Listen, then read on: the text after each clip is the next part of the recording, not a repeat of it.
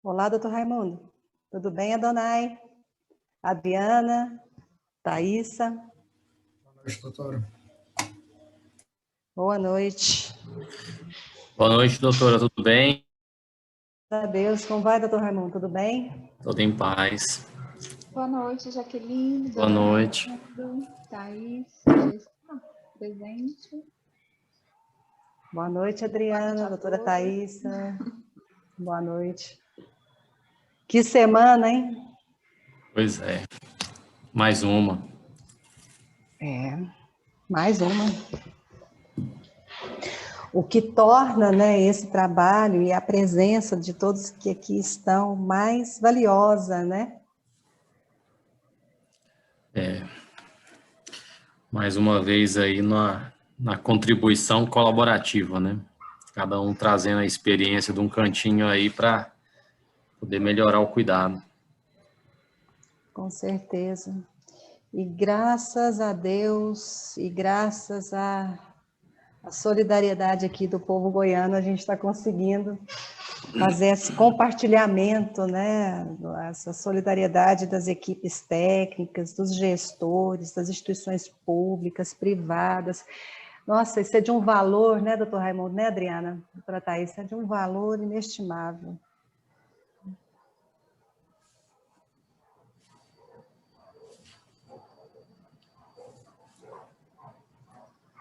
Precisamos de todos, né? Nesse momento. Só uma equipe, só uma pessoa realmente não consegue. E com esse apoio, realmente a gente é capaz de levar para muitas pessoas, né? Esse trabalho. Muito importante, sim. Tirar dúvidas, né, compartilhar boas práticas, o que tem sido desenvolvido, né, doutor Raimundo, doutora Thaís, ao longo, né, dos processos, ao longo desse período, né, todo, muito desenvolvimento, muita informação, e como trabalhar essa informação na organização do trabalho, nos processos de trabalho, enfim, acho que é importante demais haver essa troca de informações, extremamente importante.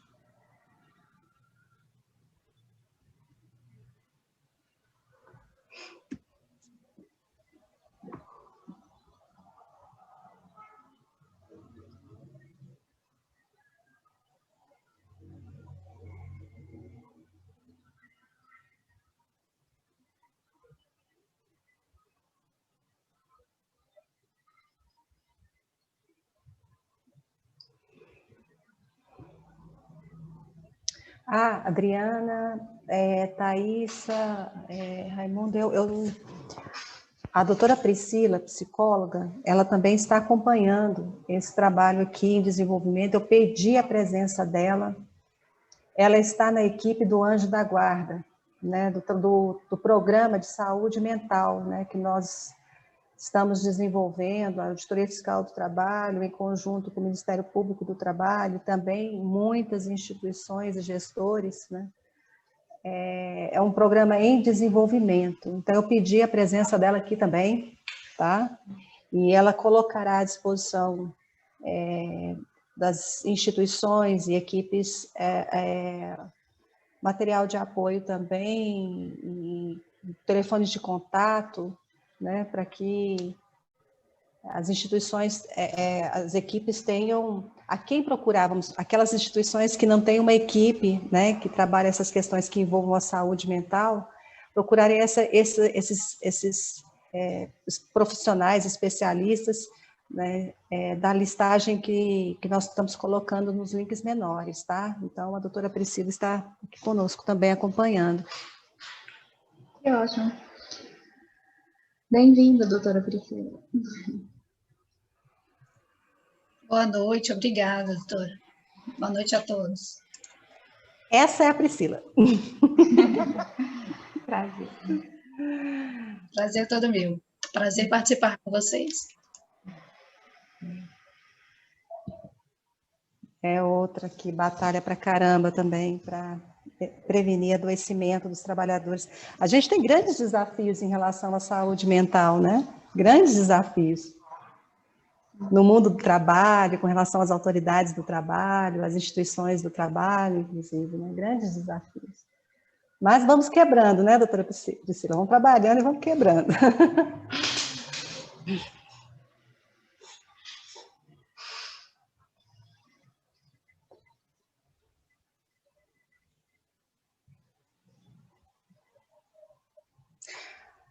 Então, aos mediadores, vamos ajudar no chat, porque o pessoal, nós temos pouco tempo e muita informação para ser trabalhada, então nós vamos aqui no chat, a gente vai ficar se comunicando, tirando dúvidas, conversando com o pessoal que está participando, tá?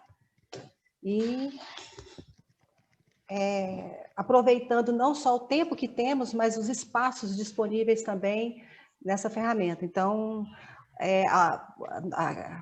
viu, Adriana, doutor Raimundo, doutora Thaisa, doutora Priscila, e todos os participantes, façam muito uso do chat aqui, que nós vamos nos falando aqui também. Não haverá intercorrências durante as falas dos expositores, porque tudo foi, o que foi passado para os expositores,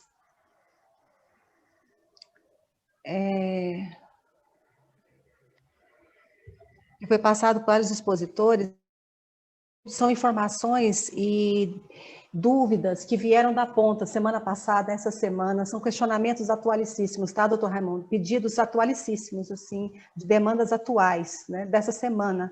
Então, há muita informação para ser repassada.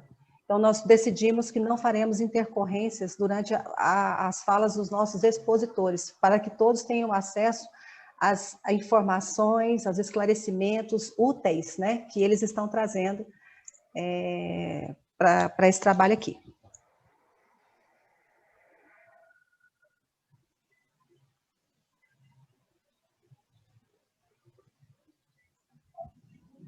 Adonai, a hora que você der o ok. Doutora Patrícia, já está online? Vamos iniciar com quem, doutora? Doutora Patrícia. Ainda não identifiquei ela online, doutora. Uhum.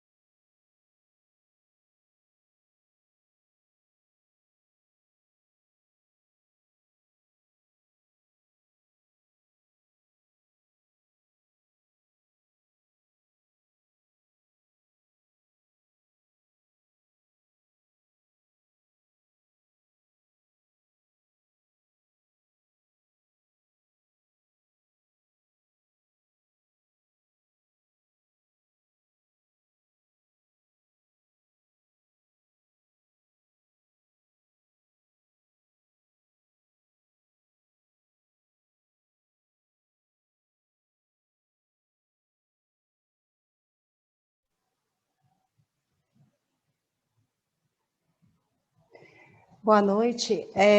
Nós estamos corrigindo um imprevisto aqui, e com relação à TI, né? Então, a equipe da doutora Patrícia. Então, nós vamos começar a nossa exposição com o doutor Rodrigo, que já está aqui. Então, vamos inverter a ordem da exposição. Tudo bem, doutor Raimundo, Thaísa, ok? Adriana? Podemos começar, então. Boa noite. Boa noite. Estão todos me ouvindo bem? Sim. Tá bom. Sim. Eu vou pedir doutor Rodrigo, então... e só um minutinho. Nós vamos nos apresentar primeiro e já passamos a palavra para você, tá, Rodrigo? Só um minutinho, ok? Só um minutinho, tá?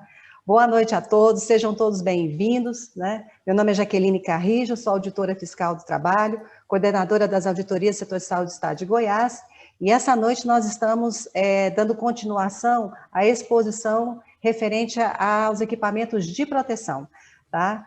Hoje nós temos a apresentação de 2 equipes, ok? E sejam todos bem-vindos, aproveitem a oportunidade, estamos à disposição para ajudar e cooperar com os trabalhos das equipes técnicas, e sabemos a semana difícil, né, que todos estamos tendo, então a presença de vocês aqui é de grande valor para todos nós, para o estado de Goiás. Muito obrigada a todos. Doutora Adriana? Boa noite a todos. Adriana, sou farmacêutica bioquímica, trabalho na Secretaria de Estado da Saúde, coordenadora de Segurança do Paciente e Controle de Infecção. Sejam todos bem-vindos. Essa noite, né, a gente vai, como a Jaqueline já colocou, né, dando continuidade à live da semana passada, a gente vai estar falando, né, dos equipamentos de proteção individual e falando mais especificamente também de uma parte muito importante, né, que é a paramentação, a desparamentação. Então, sejam todos bem-vindos e aproveitem bastante. Doutor Raimundo? Opa, eu acho que eu inverti a ordem. Doutora Thaísa. Isso, doutora Thaísa, desculpa. Palavra, doutora Thaísa. Se a doutora Thaísa o microfone está fechado. Está fechado? Não, já está aberto, doutora. Boa noite a todos, guerreiros que estão aqui nessa quinta-feira, né, mais uma vez, em busca de conhecimento de qualidade, né. Meu nome é Thaísa Paixão, eu sou fonoaudióloga, sou médica do trabalho do Hospital de Urgências de Anápolis, e sou também conselheira fiscal da Associação Goiana de Medicina do Trabalho. E agradeço mais uma vez a doutora Jaqueline pelo convite, né, dessa segunda noite aqui dessa educação continuada, nesse momento tão importante em que nós estamos aí vivendo 2 pandemias, né, como eu já falei, a pandemia da infecção, na segunda onda aí, da infecção pela Covid-19 e a infodemia, né, uma pandemia de informações, muitas vezes desnecessárias, muitas fake news. Então a doutora Jaqueline vem com essa iniciativa maravilhosa para nos auxiliar nessas 2 pandemias, né, trazendo aí informação de qualidade, com profissionais altamente capacitados para nos ajudar com essas informações filtradas e práticas, né, para o nosso dia a dia. E então, temos a expectativa de mais uma noite maravilhosa, de muitos conhecimentos, né. Então, passo a palavra para o doutor Nonato.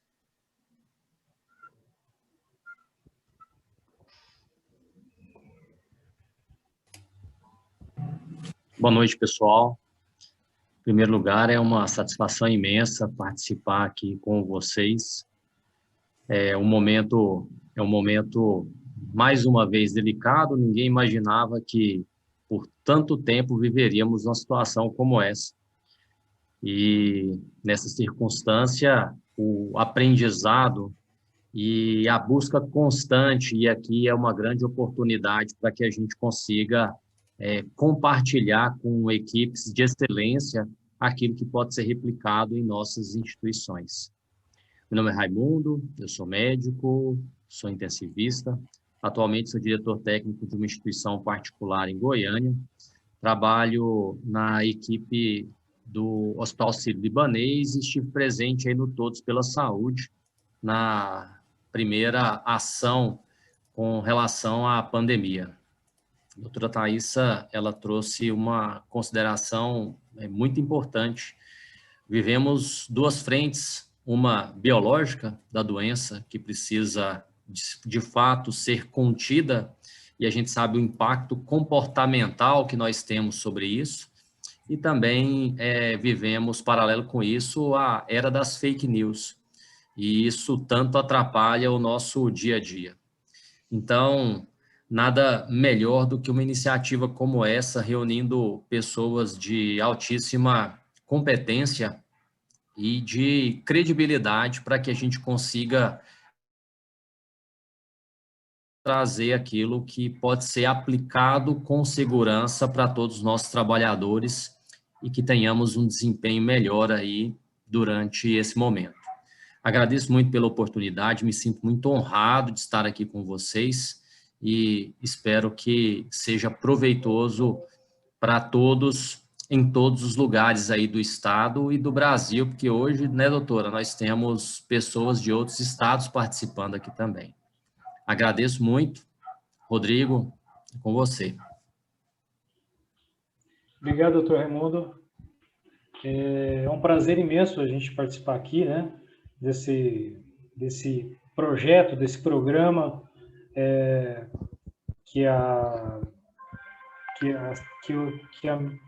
que todos estamos participando hoje, né? Vamos iniciar, então. Eu vou fazer alguns slides. Eu fiz alguns slides, algumas apresentações simples aqui para contextualizar todo mundo com relação a esse momento pandêmico que a gente está vivendo e, além desse momento pandêmico, o que a gente pode fazer com relação a tantos equipamentos de proteção individual como equipamentos de proteção para a saúde, que são itens complementares. Como eu falei na semana passada, eu faço parte do SOST, Saúde Ocupacional e Segurança do Trabalho, do HC.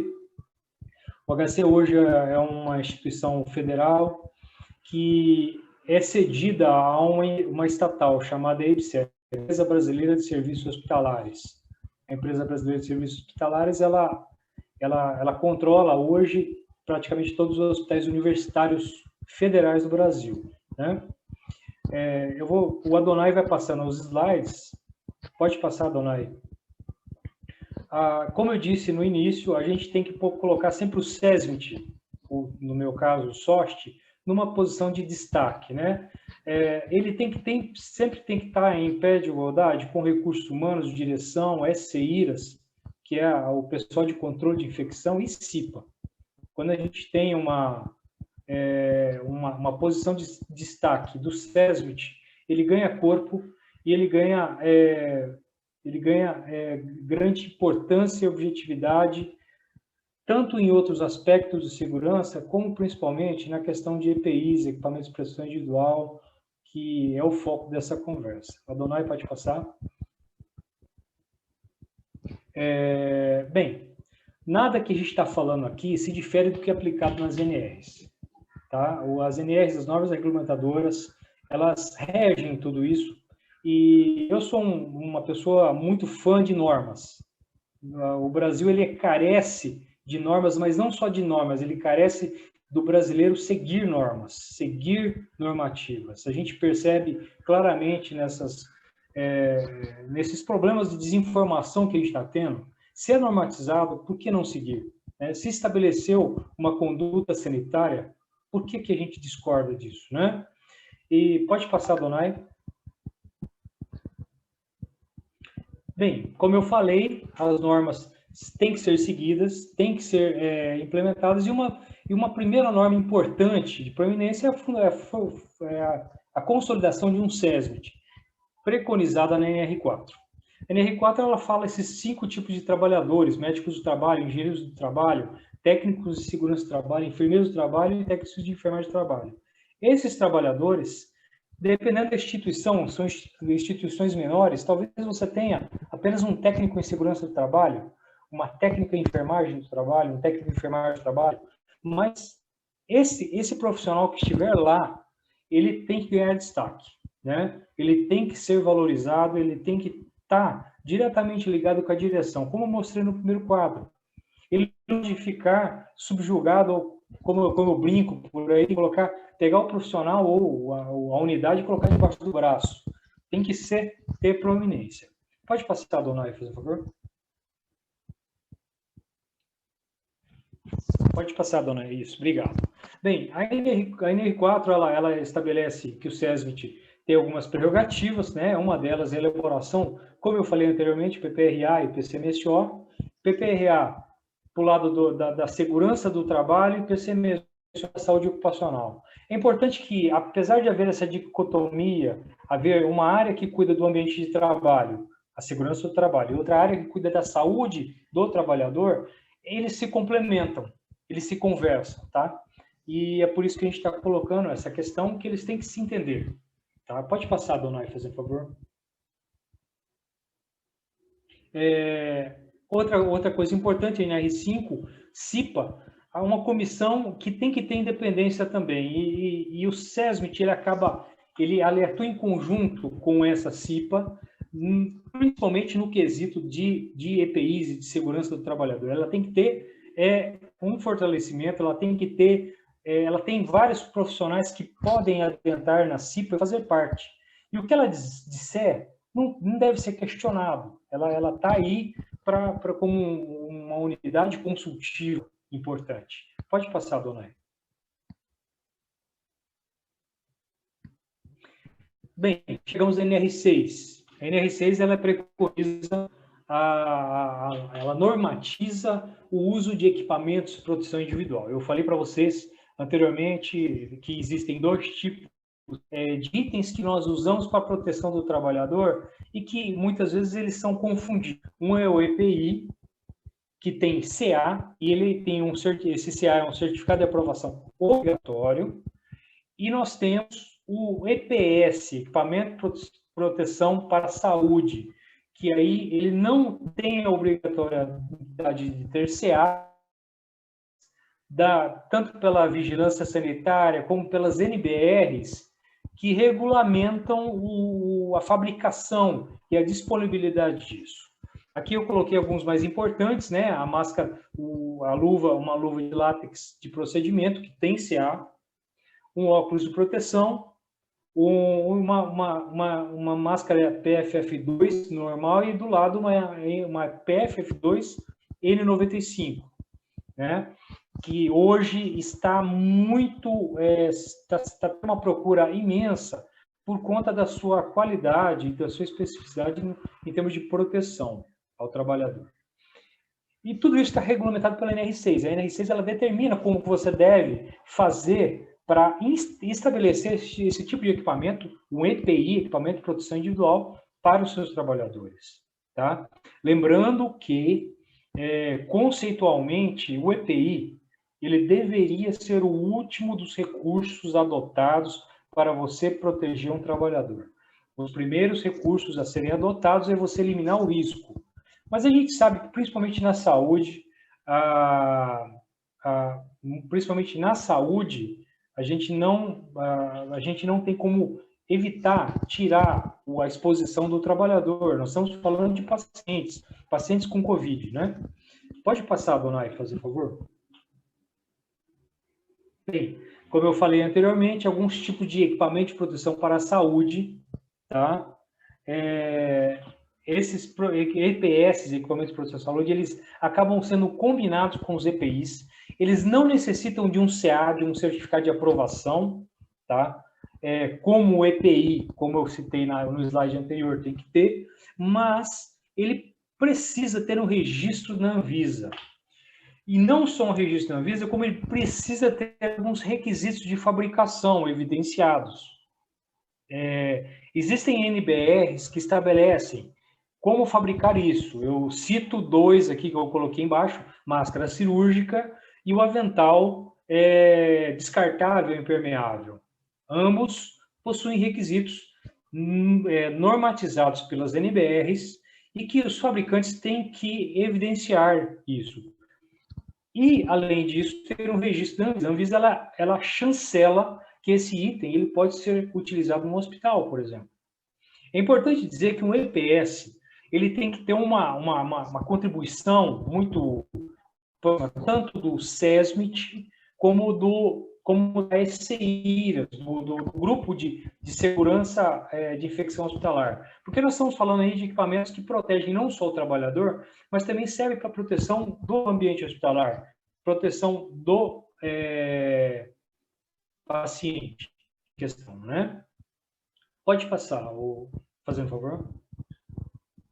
Bem, aí algumas coisas básicas que estão preconizadas na NR6 com relação aos EPIs, tá?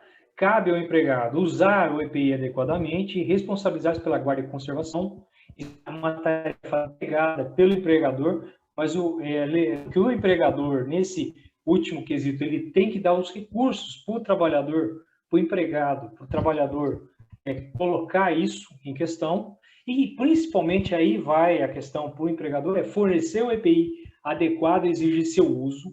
Tá? Ele tem que não só disponibilizar, mas exigir o uso, orientar e treinar.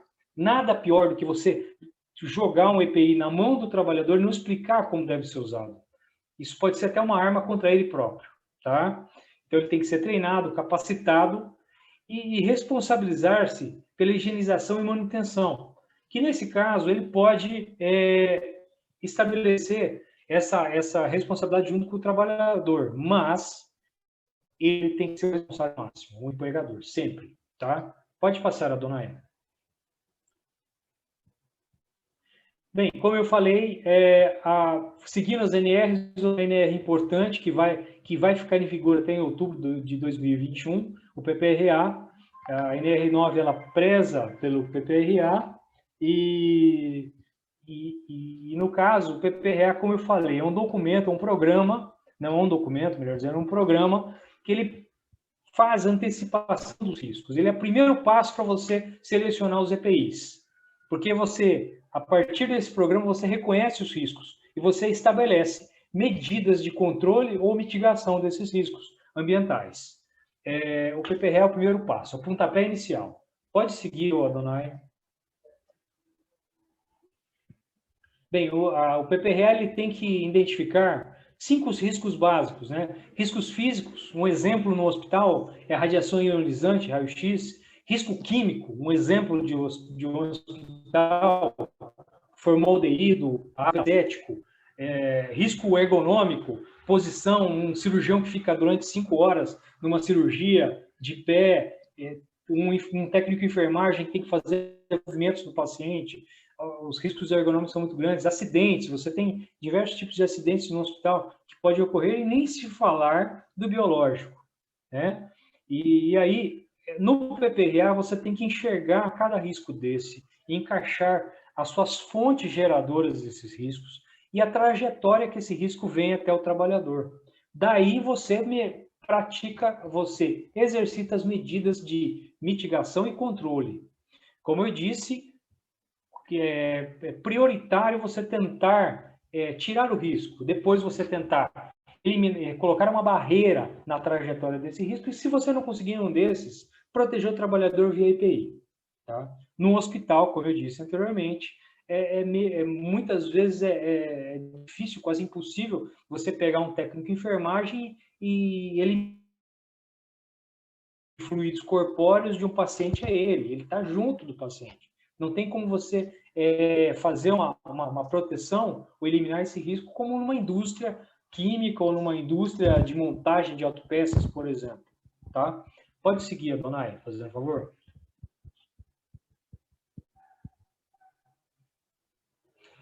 Aí eu coloco um quadro que eu coloco isso no PPRA, eu estabeleço uma tabela de grupo homogêneo de exposição. Eu estabeleço o que acontece. Cada trabalhador tem seu risco. Isso é importante a gente dizer, é importante a gente ressaltar. Por quê? Porque o trabalhador, cada trabalhador ele vai ter uma função, ele vai ter uma lotação. Então, a gente pode verificar nessa tabela que a primeira coluna que a gente coloca é o setor ou unidade que ele trabalha. Nesse setor ou unidade, você tem vários postos de trabalho. E o terceiro, que é na segunda coluna, a terceira coluna é o cargo, o trabalhador. Por exemplo, a gente pode perceber no último, por exemplo, um médico de hemodinâmica, cardiologia. Você sabe que ele está posicionado num local chamado hemodinâmica, é o posto de trabalho dele, você sabe o setor ou unidade que ele pertence, e você sabe qual o risco que ele sofre, o que ele recebe, físico, químico, biológico, ergonômico e de acidente. E você enquadra isso daí, tá? Você já sabe isso daí. Isso já é uma premissa básica no PPA, porque daí você consegue quantificar o quanto de EPI você tem, o quanto de EPI você vai precisar, tá? E a primeiro pontapé do PPRA seria isso, você estabelecer um grupo homogêneo de exposição, ou quais tipos de trabalhadores e como que está a exposição desse trabalhador para cada área, né?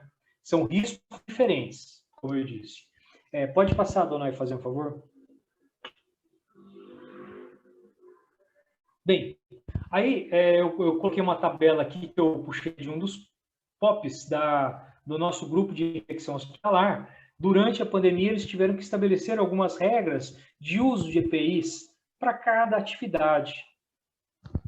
A gente cita isso no PPRA, a gente cita na GHE, no Grupo Homogêneo de Exposição para cada trabalhador, e a ECIAS acaba estabelecendo, principalmente por questões de risco biológico, o que o trabalhador tem que fazer, a conduta e o EPI ser utilizado. Por exemplo, um recepcionista, numa recepção de ambulatório, ele vai ter riscos e vai ter proteções diferentes de um enfermeiro, de uma enfermaria ou de uma UTI COVID, por exemplo, e que há intubação e extubação. E aí você tem proteções também diferentes. Você estabelece medidas diferentes, né, de controle. Pode passar, Donai. Bem, aí uma continuação de uma tabela, aí é só para a gente mostrar a diferença que há, por exemplo, um profissional da área de saúde numa enfermaria COVID, numa UTI COVID, por exemplo, as medidas de proteção que são estabelecidas para esse profissional, que é diferente, por exemplo, de um recepcionista de um ambulatório, de um trabalho ambulatorial, por exemplo. Então, reforçando mais uma vez, o PPRL tem que conversar com as outras áreas, ele tem que ser difundido, e a segurança e o controle de infecção do hospital tem que estar estabelecendo medidas para cada tipo de trabalhador. Cada tipo de trabalhador, encaixado em cada área, em cada atividade do hospital, tem o seu risco, certo? E tem sua proteção, consequentemente. Pode passar, dona Aya.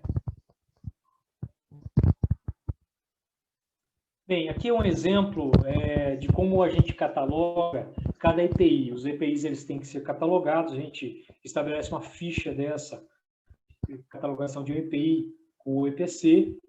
Aí eu coloquei uma N95, PFF2. Aí você tem toda a questão do descritivo dessa PFF2, dessa N95, o tempo que o fabricante nos dá de uso para ela, né? E algumas outras utilizações para algumas outras utilizações e condutas que o trabalhador tem que ter, tá? Pode passar, Adonai. Aí eu coloquei algumas sequências básicas de você adquirir um EPI. Adquirir um EPI não é só você ir na loja e comprar. Preciso de 595 para uma instituição. Não é só isso. Você tem que ter um passo a passo, você tem que analisar isso daí. E aí, o primeiro item é o item que o SESMIT faz, que ele define o EPI ou EPS a ser utilizado com base no agente meio de propagação. Aquilo que eu falei no PPRA, quando você estabelece o PPRA e você sabe quais os riscos que o trabalhador tem, cada trabalhador lotado em cada posto de trabalho, em cada área, ele tem um risco diferente, e aí você estabelece que tipo de medida que você quer para evitar a exposição indevida desse trabalhador. Aí o segundo passo é descrever os requisitos a serem observados, o que se espera nessa proteção. Se você está com problema de gotículas ou aerosóis no ambiente, que tipo de protetor você vai colocar? Que tipo de EPI? É um N95 que você quer? Não, é névoa química. Então, não é só uma N95, é um respirador com carvão ativado ou com filtro. Então, você tem que saber o tipo de coisa estabelecer. Aí, no terceiro passo, é quais e quantos trabalhadores impactados. Aí você olha no seu GHU, quantos trabalhadores você tem. Por isso que lá no início, na primeira slide que eu falei, hoje é que ele esteja ligado à DIV-GP, a Divisão de Gestão de Pessoas, ou Recursos Humanos. Por quê? Recursos Humanos, junto com o SESMIT, eles vão se contracenar na questão de quantitativo de trabalhadores na unidade, para ter esse domínio completo, tá? No quarto, quais e quantos trabalhadores impactados, função e posto de trabalho, que é o SESMIT também que elabora isso daqui. Aí o quinto, quantas trocas médias por função e posto de trabalho na jornada de trabalho diária. Isso pode ser a SCIRAS, pode ser o próprio SESMIT, depende da estrutura de cada hospital, mas isso tem que ser estabelecido, porque quantas trocas eu tenho que fazer de uma máscara N95? Quantas trocas eu tenho que fazer de uma máscara cirúrgica, de luvas? Quem estabelece isso é a SCIRAS, ou a própria unidade de trabalhadores, ou o próprio SESMIT, dependendo da estrutura. O sexto item é levantamento de quantidade por período. Aí o SESMIT, com base nessa quantidade de troca, com base na quantidade de profissionais que ele tem em cada função, em cada posto de trabalho, ele faz o levantamento de quantidade por período. Quantas E95 eu vou estabelecer por mês ou por ano, né? O sétimo aí cai para o almoxarifado. Tem estruturas que são mais enxutas, o próprio SESMIT faz a compra, ou uma unidade de compra faz a compra, isso independe, tá? Eu coloquei aqui como um exemplo, que faz uma aquisição da EPI. A aquisição é a compra, lançar a especificação com que o SESMIT estabeleceu, e aí a recebimento do equipamento de proteção individual. Quando o equipamento de proteção individual chegar na unidade, a inspeção e aprovação amostral e documental do EPI e EPS. É importante que o SESMIT e o SCI estabeleçam juntos isso daí, tá? Eles façam esse trabalho juntos, em parceria, para que eles possam aprovar isso daí, tá bom? Pode passar novamente. Nono, uma coisa importantíssima, que quase ninguém... É muito difícil, muitos não fazem, mas a gente coloca isso aí. O comissionamento do uso do EPI. O EPI chegou, está aprovado, está validado, tudo que você tem em termos de documentais ou em termos de amostragem do EPI está ok, mas você precisa implementar isso para o trabalhador. Você escolhe um grupo de trabalhador, distribui isso e comissiona. Verifica como que vai ser a reação desse EPI. Como que ele vai ser utilizado, como vai ser a aceitação daquele modelo para aqueles trabalhadores. Houve o comissionamento, houve a aprovação, houve algumas observações, armazena esse EPI, isso é obrigação do almoxarifado. Eu acho, na minha opinião, é que o SESMIT, ele muitas vezes, dependendo da estrutura enxuta, ele armazena também, ele acaba fazendo papel de almoxarife, mas isso não é o ideal, porque você perde o foco do trabalho do grupo. O SESMIT e SDI, eles começam a capacitação dos EPIs e usuários. 12º, acompanha a distribuição, para onde vai, quem retira, quem distribui. 13º, acompanhamento do estoque. O SESMIT e o almoxarifado começa a acompanhar o estoque e o consumo. E o 14º, retoma a capacitação de uso de EPIs. Ele começa a enxergar no acompanhamento do estoque, se o estoque está baixando demais, mais do que o previsto, alguma coisa pode estar acontecendo. O uso está sendo inadequado, certo? E aí o 14º retoma a capacitação, se for necessário. A dona Noé, pode passar. Eu já passei 2 minutos, inclusive. Essa é uma ficha de teste de comissionamento do EPI, que é um exemplo de uma ficha que você dá para a unidade. Você tem uma unidade de enfermagem, você precisa de um EPI, você testa com um grupo, por exemplo, de enfermeiros, e aí esses enfermeiros passam a usar durante um tempo, desde que esteja validado, tanto documentalmente como amostralmente, e os profissionais começam a usar. E eles começam a preencher quesitos importantes que eles observam. Conforto térmico, conforto do equipamento, certo? Isso é muito importante, porque daí o SESMIT, tendo essa ficha devolvida para ele, ele finaliza o comissionamento, né? Pode passar o... Obrigado, pessoal. É isso que eu queria falar. Eu passei 3 minutos do meu do meu prazo, eu passo a palavra à doutora Jaqueline. Eu agradeço a todos pela oportunidade, pela presença aqui, e com sucesso todos venceremos essa batalha, pessoal.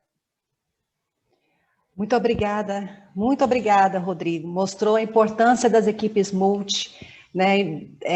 Assunto que nós tratamos na semana passada e reforçamos nessa semana, porque tem sido, sim, um diferencial nessa pandemia.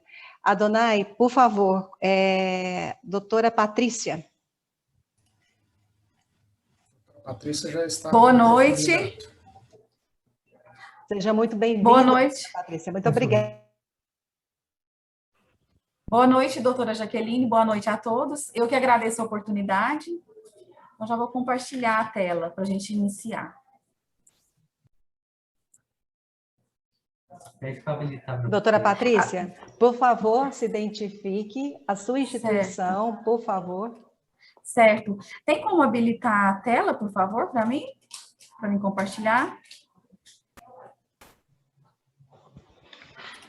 Pode tentar novamente, doutora Patrícia. Ok.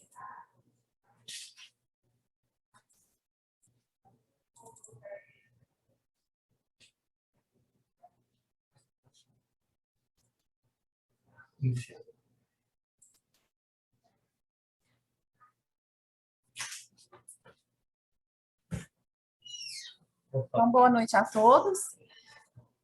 Meu nome é Patrícia, eu sou enfermeira, especialista em controle de infecção hospitalar e especialista em qualidade no cuidado e segurança do paciente. Eu vou estar representando o HDT juntamente com a doutora Luciana Pinelli. Enquanto estamos aguardando, então vamos conversando aqui entre nós. Certo, doutor Raimundo? Certo, Thaísa? Certo, e a equipe, Rodrigo? Rodrigo, a apresentação foi excelente, tá? Excelente a apresentação. Em cima justamente daqueles pontos que a gente tem tratado de diferencial, né, nesse momento de pandemia, onde os trabalhadores, eles, em razão da confiança, né, das informações que vêm das equipes multi, né, isso tem trazido, sabe, doutor Raimundo, alívio para os trabalhadores na ponta. Isso tem sido um fator extremamente importante, é uma evidência que a gente tem constatado nessa pandemia. O senhor concorda, doutor Raimundo? Concordo, doutora, e é interessante que o Rodrigo ele trouxe uma condição que as RDCs elas proporcionam, que é a nossa chance de termos uma padronização. E quando você tem uma padronização, você tem a possibilidade de tomadas de decisão baseada em dados, a partir principalmente da demonstração de um planejamento. E tudo que você consegue planejar, ele ilustrou muito bem, por exemplo, o dimensionamento de EPI. Se você consegue, a partir das RDCs, trazer um planejamento e aí sim fazer um dimensionamento, com o apoio de todos os outros setores, você consegue trazer uma estruturação adequada de como está sendo esse consumo e a gente tenha condições de fazer a reposição ou treinamento naquele momento em que você começa a ter a percepção de que o uso não está adequado.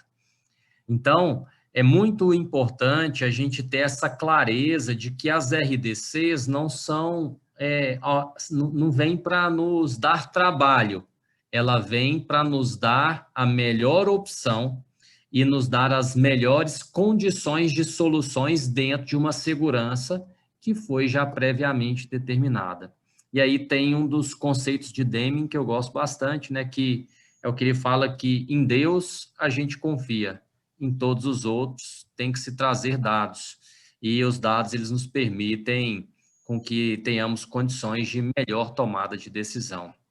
Então, eu gostei bastante aí do que o Rodrigo trouxe, principalmente de uma maneira simples, para que a gente consiga tomar decisões a partir daquilo que pode ser complexo, né? Obrigado, Rodrigo. Doutora Jaqueline, a doutora Patrícia compartilhou novamente, nós vamos testar, tá bom? Ok. Obrigada.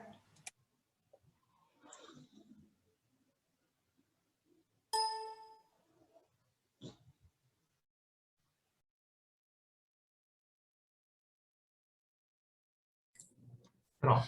Então, eu vou chamar novamente a doutora Luciana, que...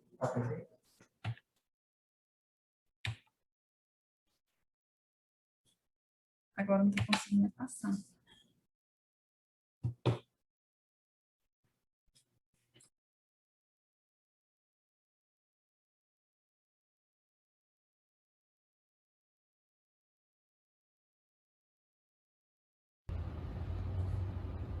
Muito boa noite a todos, muito obrigada pela sua oportunidade, Jaqueline, muito obrigada por me chamar e por confiar em mim e por confiar tanto que pediu até para poder fazer o vídeo, mesmo eu não podendo estar com vocês presencialmente nesse momento, né? Mas mesmo assim a gente dá um jeito, a gente dá uma forma de poder estar juntos. Agradecemos a todos que estão aqui, cansados, depois do vídeo de trabalho, mas mesmo assim com a motivação de continuar seguindo em frente em prol da vida do outro e da nossa vida, né? Então vamos seguindo em frente. Eu sou Luciana Pinelli, agradeço esse momento, essa oportunidade, eu sou infectologista, também sou... Então, gente, nós estamos fazendo um evento online, né, virtual, e nós tivemos a ousadia de colocar também a doutora Luciana por modo de vídeo, por questão, assim, de conhecimento, e eu até me sinto honrada em falar juntamente com ela. E para falar, complementando a última apresentação, que nós expomos os riscos, né? E nós vamos fortalecer hoje o nosso conhecimento em biossegurança, que é aquela questão de ter uma estrutura, né, de ter uma estrutura, seja física, ou seja com a implementação de EPI, para garantir uma segurança para os nossos profissionais, né, quando estão atuando na linha de frente, nossos profissionais de saúde. Eu trouxe essa figura aqui para demonstrar onde está o risco, trazendo à tona o coronavírus, né? O risco de transmissão do coronavírus dentro do hospital está onde? Está o risco de ser transmitido de pacientes, acompanhantes e visitantes para outros pacientes e outros acompanhantes, de pacientes, acompanhantes, visitantes para profissionais de serviço de saúde, de profissionais de serviço de saúde para pacientes e acompanhantes, de profissional do serviço de saúde para profissional do serviço de saúde. No contexto de uma pandemia, os riscos estão por todos os lados. Então, é importante a gente estar atentos realmente às normas de biossegurança, tanto na parte assistencial quanto administrativa, porque há um risco também no hospital de ocorrer um surto por parte dos colaboradores de um setor onde todos não se paramentam da forma adequada. Então, pode ter a iminência de surto por Covid de setores, inclusive administrativos. Eu chamo atenção nessa figura para isso. E voltando para a questão da disseminação de micro-organismos, né, e pensando na sua contenção, eu pergunto, como evitar a disseminação de micro-organismo? Seja ele vírus, Covid, seja ele uma bactéria multiresistente, como, né? Isso não é novo. De longa data, já se sabe que a higienização das mãos é uma forma, bem como as medidas de precauções atreladas ao uso do EPI corretamente. A higienização das mãos é a medida mais simples e eficaz para quebrar a cadeia de transmissão. Porque a higienização das mãos, quando bem feita, ela retira toda a microbiota transitória que está na nossa mão, que é aquela microbiota adquirida do ambiente, o ambiente hospitalar, e retira também parcialmente a microbiota residente, se tratando de uma higienização simples das mãos. E pode ser feita tanto com água e sabão, ou com álcool gel. E o que vai me determinar a qualidade é a técnica utilizada. O que vai me determinar a qualidade é como eu faço a fricção das minhas mãos, né? E se eu faço também no momento correto. Muitas vezes, quando a gente pergunta para o profissional, você higieniza suas mãos?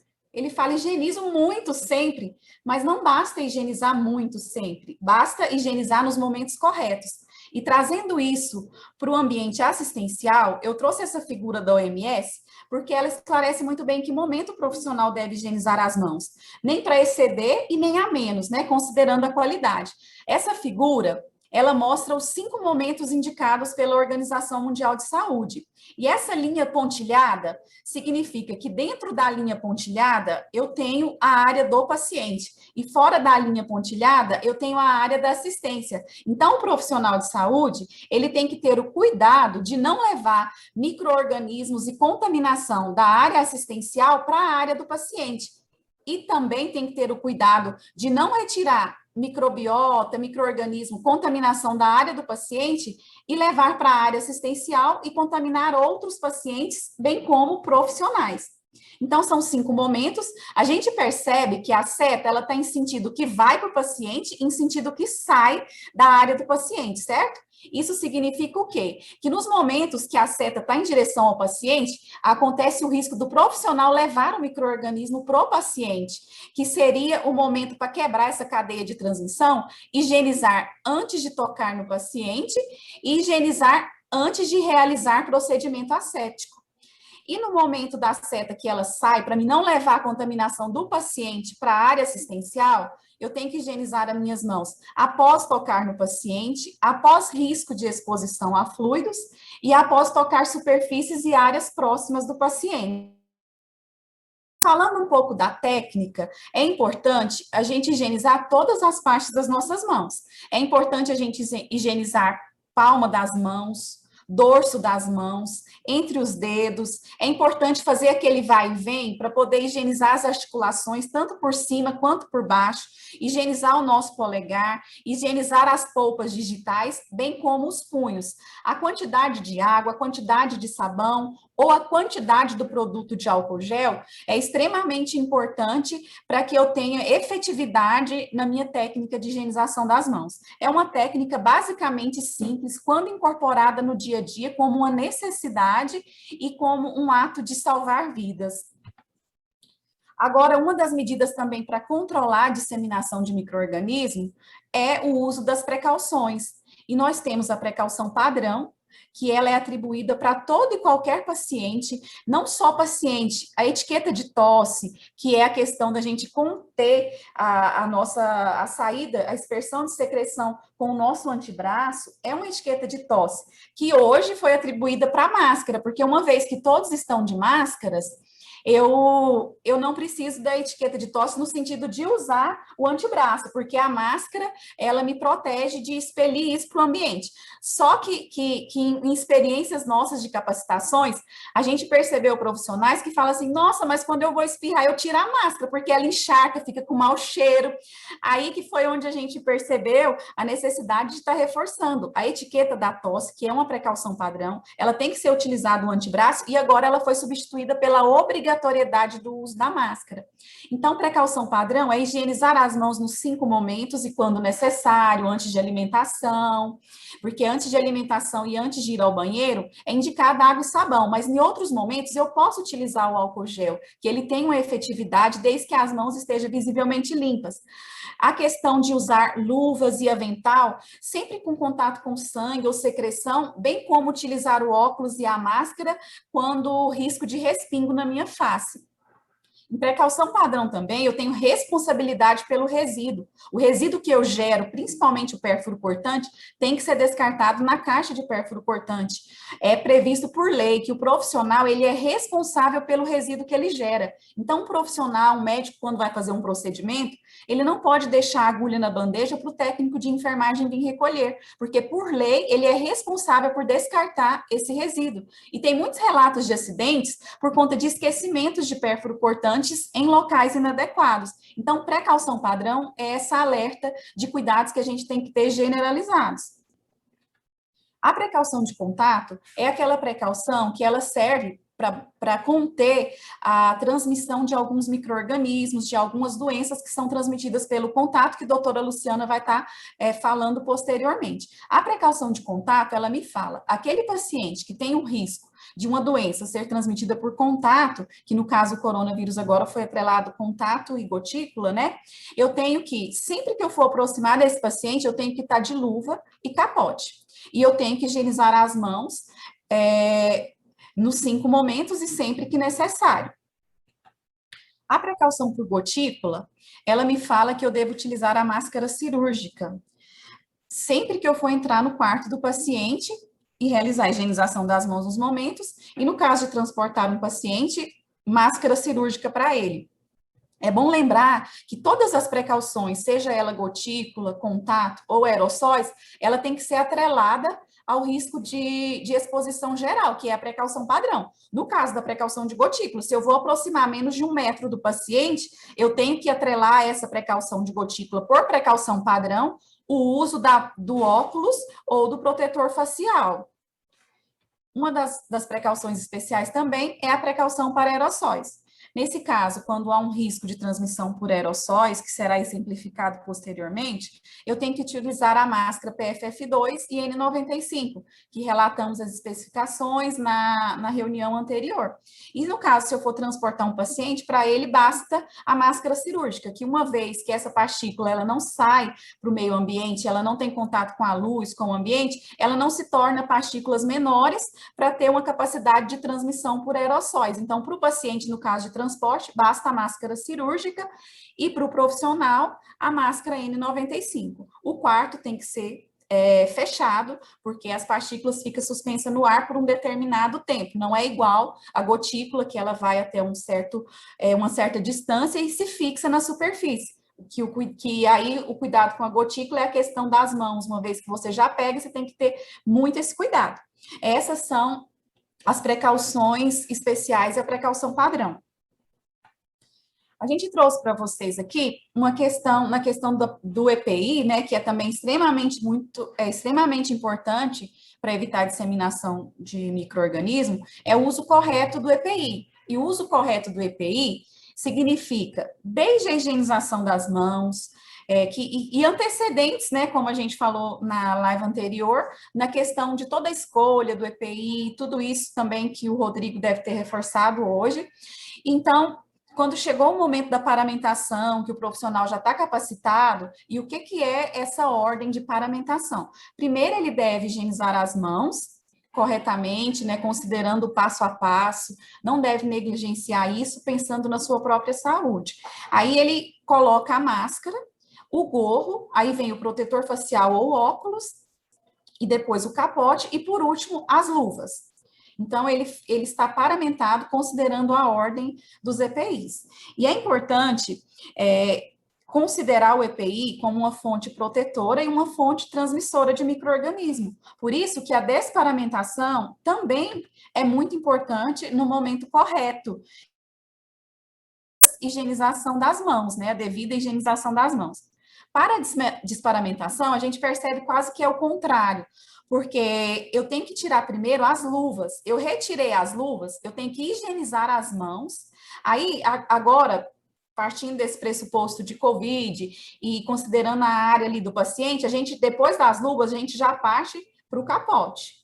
Eu tenho que higienizar as minhas mãos depois que eu tiro a luva, gente, porque senão eu vou levar contaminação para o meu corpo na hora de desamarrar o capote, na hora de tocar o meu corpo. Então, retirou a luva, higieniza as mãos, retiro o capote, que aí na figura a gente vê que eu tenho que tirar ele, colocando a parte interior, cobrindo a parte do externo dele para evitar essa contaminação. Aí eu higienizo as mãos novamente, aí eu vou e retiro o meu protetor facial e higienizo as mãos, retiro o gorro e por último eu retiro a máscara. E nesse momento de pandemia a gente não retira a máscara, que aí é uma orientação até que a gente tem que reforçar do uso do protetor facial para proteger a nossa máscara. Que na realidade a gente nem sempre consegue trocar ela a cada plantão ou a cada uso como a gente gostaria.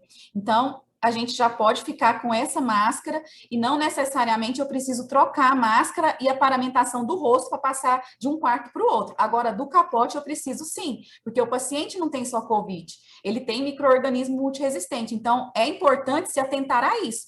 A nota técnica 4 da Anvisa, ela prevê isso. Ela autoriza o profissional a manter a paramentação do rosto, mas ela não autoriza o profissional a manter a paramentação do capote. Então, é proibido eu utilizar o mesmo capote entre pacientes. E nós temos um vídeo, não vai dar para passar agora, mas eu vou disponibilizar depois para a doutora Jaqueline, quem tiver interesse, é tanto da doutora Luciana quanto da Marta, fazendo a simulação de paramentação e desparamentação. Agora, eu vou passar a palavra novamente para a doutora Luciana, para ela, e juntas vamos explanar essa questão dos EPIs, né, mesmo. E antes disso, falando do controle da fonte, nós utilizamos essa imagem aqui para falar do controle da fonte. E para alertar também que essa máscara é bonita, não é? É de tecido, só que é proibido em ambiente hospitalar. Então, o empregador, ele tem o dever de fornecer uma máscara cirúrgica, se for o protocolo da instituição, né? Para o profissional prestar assistência. E para as áreas administrativas também, é obrigatório a máscara cirúrgica, a máscara tripla cirúrgica. Essa de tecido não pode. Nós utilizamos justamente para chamar a atenção e focar nessa proibição mesmo de usar no ambiente hospitalar. Uma das coisas que é importante a gente relembrar, que a gente está agora reaprendendo, são conceitos muito básicos sobre higiene das mãos, a importância da higiene das mãos, a importância dos 5 momentos. Tudo isso a gente precisa reaprender, né? Porque muitas vezes a gente não fazia adequadamente. Então, nós estamos num momento muito importante para fazer isso. E a gente queria passar hoje para vocês um pouco sobre EPIs, investimento, outras barreiras e práticas que a gente tem voltado para essa questão da segurança do profissional de saúde. E eu vou começar falando para vocês um pouco sobre esse conceito de precauções e o controle da fonte. Esse conceito de controle da fonte ele é um conceito novo, é um conceito que surgiu agora, depois da pandemia da Covid-19. E os conceitos de precaução não, esse nós já tínhamos, mas eu preciso falar dele um pouco antes da gente falar de cada EPI especificamente. A questão do controle da fonte, ela chegou para poder deixar bem claro para a gente qual que é o objetivo do uso da máscara na comunidade. As máscaras que são de pano, que são confeccionadas sem nenhum tipo de padronização, a gente não sabe como é feito. A única orientação que foi dada de maneira genérica foi que fosse feita com 2 tecidos. Mas muitas vezes é usado com um tecido só e tudo, né? Então, qual que é a ideia do uso desse tecido colocado no rosto da comunidade? É controlar a fonte, na ideia de que se a pessoa está usando a máscara, ela não passa a doença para o outro. Então, na comunidade, quem está usando a máscara, ela não está se protegendo, ela está protegendo o outro de si. Então, todo mundo que usa máscara na comunidade, que não seja a máscara cirúrgica, ou N95 ou qualquer outra coisa, as máscaras que tem na comunidade, quando ela coloca a máscara em si, ela está protegendo o outro. Isso é bacana, né? Mas se o outro não estiver de máscara, ela não está protegida. Então, a gente precisa ter muito claro essa questão do controle da fonte. E como é que a gente faz o controle da fonte? Tampando nariz e boca. Né? Pode ser com qualquer coisa, desde que nariz e boca estejam tampados. Por isso que essas máscaras que estão na comunidade funcionam, porque ela acaba barrando essa saída das gotículas de quem está falando. Então, se eu estivesse aqui, por exemplo, com a máscara de tecido, estaria controlando minhas gotículas, como aqui eu estou agora também, né? Mas a máscara de tecido consegue segurar. É lógico que eu não estou falando de máscara de renda, eu não estou falando de máscara de voal, né? A gente está falando de máscara de um tecido, de algodão, de tricoline, de um TNT, alguma coisa nesse sentido, né? Porque tem coisas que andaram fazendo por aí, como por exemplo de crochê, né, que é cheio de grandes orifícios, né, tal. Nós não estamos falando disso, né? Mas a ideia, esse conceito de controle da fonte é controlar a saída de material biológico da pessoa que está usando a máscara para o meio ambiente. Então a gente controla a fonte. Então essa foto aqui, eu quis trazer essa foto porque ela mostra uma máscara bem colorida, dizendo que é uma máscara feita na comunidade e está protegendo a gente dessa pessoa. Então, se todo mundo tiver com essa máscara, isso funciona.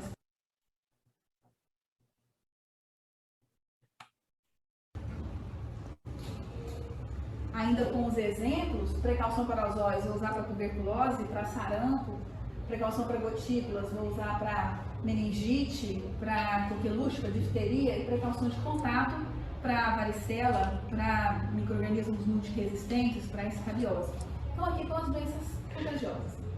Para coronavírus, existiu algumas considerações, algumas recomendações um pouco diferentes entre a Organização Mundial de Saúde e entre a CDC. Quando começou a pandemia no ano passado, o CDC dizia assim, olha, é para todo mundo usar a máscara N95. Se você não tiver, usa a máscara cirúrgica. O que ele estava dizendo? É para fazer precaução para os olhos se você não tiver para as gotículas. O que a Organização Mundial de Saúde diz? É para fazer precaução para gotículas, mas se você tiver N95, faz o upgrade e vai para precaução para aerosóis. O fato é que todo mundo concordava que em procedimento que gera aerosóis, como intubação, como aspiração, broncoscopia, a própria coleta de material para diagnóstico, todo mundo tinha que usar precaução para aerosóis. Então, o mínimo hoje, que é mínimo, é recomendado, é que você use precaução para gotículas para poder atender o paciente. Certo, aí ela reforçou a questão da precaução, né, no caso de coronavírus, que tem protocolos, tem instituições que usam a precaução por gotículas e tem instituições que usam a precaução por aerossóis. Aqui no HDT, nós adotamos a precaução por aerossóis, considerando que a gente quer que o profissional, ele manipule minimamente seu rosto, porque quando em procedimentos que geram aerossóis, intubação, aí nesses casos tem que estar com a N95. Então, a gente quer evitar que esse profissional fique retirando a máscara cirúrgica, colocando a máscara N95, considerando o ambiente contaminado. Então, a gente mantém a máscara N95 juntamente com o protetor facial para evitar contaminar a parte posterior. Então, depois que a gente entendeu o conceito de controle da fonte, precaução de contato, precaução de aerosóis, precaução de gotículas, precauções padrão, vamos para cada um dos EPIs, para a gente entender como que eu posso utilizá-lo, né? Então, a máscara cirúrgica, que é essa que está na foto, no meu rosto, na minha mão, ela, quando colocada no meu rosto, ela serve para o controle da fonte. Então, se eu estiver com alguma coisa, eu não passo. Isso é extremamente interessante no momento onde a doença que nós estamos enfrentando não está apenas na comunidade que nós estamos atendendo, está entre nós também. É diferente quando a gente atendia outras epidemias, onde os pacientes eram imunodeprimidos e aí a gente tinha uma chance pequena de atingir a gente. Como acontece, por exemplo, com os micro-organismos multiresistentes. A gente não acredita que ele vai dar infecção a gente, né? E agora não, agora a gente tem essa circulação entre profissionais, entre pacientes e visitantes e acompanhantes, e a gente pode circular entre nós com esse vírus. Então a importância de estar diante de uma máscara que faça o controle da fonte. Ok, eu preciso de uma máscara para uma precaução padrão, a máscara cirúrgica resolve. Então se tiver risco de respingo no meu rosto, eu posso utilizar a máscara cirúrgica. E outra indicação da máscara cirúrgica é a precaução para gotículas, como eu tinha dado exemplo. O H1N1, a meningite, difteria, coqueluche. Então, a máscara cirúrgica ela serve para essas coisas. Se eu, por exemplo, for atender um paciente com difteria, ou coqueluche, ou H1N1, ou em coronavírus, quando o seu protocolo institucional diz que você pode atender com precaução para gotículas. Você vai, como é precaução para gotículas, você já vai entrar para esse paciente com essa máscara cirúrgica. E aí, vamos supor que eu vou fazer um procedimento que gere respingo no meu corpo inteiro, fazer um grande curativo, alguma coisa que gere bastante gotículas. Eu vou acrescentar esse EPI que está aqui para precaução para gotículas, os outros que eu preciso para precaução padrão, certo? Mas vamos um por um. O uso correto da máscara cirúrgica, né? O uso errado, e comumente a gente percebe isso, coloca abaixo do queixo, né? Descobre o nariz, e isso expõe tanto o profissional que está prestando assistência, e no caso de áreas administrativas, expõe todo o grupo que está próximo deste profissional com o uso incorreto da máscara. Agora nós vamos falar da N95, né? Agora um pouco sobre a N95 ou PFF2. PFF2 é o nome brasileiro, 95 é o nome americano. Essa máscara ela é utilizada para precaução para aerosóis. Então, em qualquer paciente que esteja com uma doença contagiosa transmitida por aerosóis, para eu falar bom dia para esse paciente, eu tenho que estar com a máscara N95. Eu brinco dizendo assim, né, falar bom dia, dando a ideia de que ao você entrar nesse quarto, você já tem que estar com a máscara N95 ou PFF2. Uma coisa interessante é assim, essa máscara também serve para controle da fonte. Se eu estiver usando essa máscara, eu também não passo nada para ninguém. E ela serve para precaução para aerosóis. Mas a máscara PFF2 com a válvula exalatória, ela vai permitir a saída do meu ar para o ambiente. Então, ela não serve como controle da fonte. E atualmente me interessa muito o controle da fonte, interessa a todos nós. Então, há um tempo atrás, quando a gente tinha outra realidade, onde não havia o coronavírus, a gente poderia utilizar a máscara igualmente com válvula ou sem válvula, menos em centro cirúrgico. Em centro cirúrgico já não poderia usar com válvula, porque você tem o risco de contaminar o canto cirúrgico. Mas hoje, por conta da falta de controle da fonte para a máscara com válvula, a gente não deve usar, não há espaço, não tem indicação a máscara 95 com válvula. E as pessoas da comunidade às vezes compram a 95, às vezes em material de construção e tudo com a válvula, e andam com ela, né? E isso não é controle da fonte. Então, nesse caso, seria melhor um outro tipo de máscara.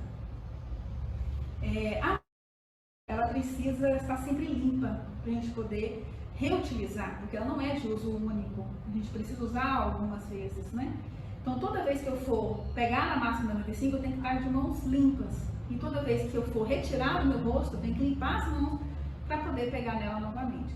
Isso é muito importante, porque o estoque de N95, ou o custo dela, é algo que realmente impacta bastante. E a gente pode ter carência desse material, como a gente vivenciou e tem vivenciado em várias unidades, a carência desse material. Então, a gente precisa realmente cuidar bem dele. E eu vou mostrar para vocês como é que a gente faz a guarda dele. Uma sugestão para a gente poder guardar a máscara N95. É uma sugestão, existem várias outras. Essa daqui eu copiei de um vídeo da internet, né, e a gente tem utilizado dessa forma em algumas unidades. Então, você tem uma máscara 95 que você vai guardar, sua mão está limpa, você acabou de limpar, você usa um envelope e usa uma folha A4. Como é que você vai fazer? Uma folha A4 dobrada ao meio e dobrada ao meio novamente. E aí nessa ponta que forma aqui, você tira um pedacinho. Esse pedacinho que sai vai formar um orifício, por onde você vai passar as tiras da N95. Você passa as tiras ficam do lado de fora, não ficam tocando aqui a máscara, e você pode guardar no envelope com o seu nome dentro da sua unidade onde você trabalha, em algum local limpo e identificado, né? E aí você pode guardar a sua máscara por um tempo que foi o estabelecido pela sua unidade. Quando você vai utilizar, o que você tem que fazer? Higiene das mãos. Limpa as mãos e você vai usar. Você tira a máscara daqui de dentro, segura pelas alças, abre o papel sem tocar na máscara, pega pelas alças. E não tem como colocar a máscara sem encostar nela, mas tem como encostando pouco, né?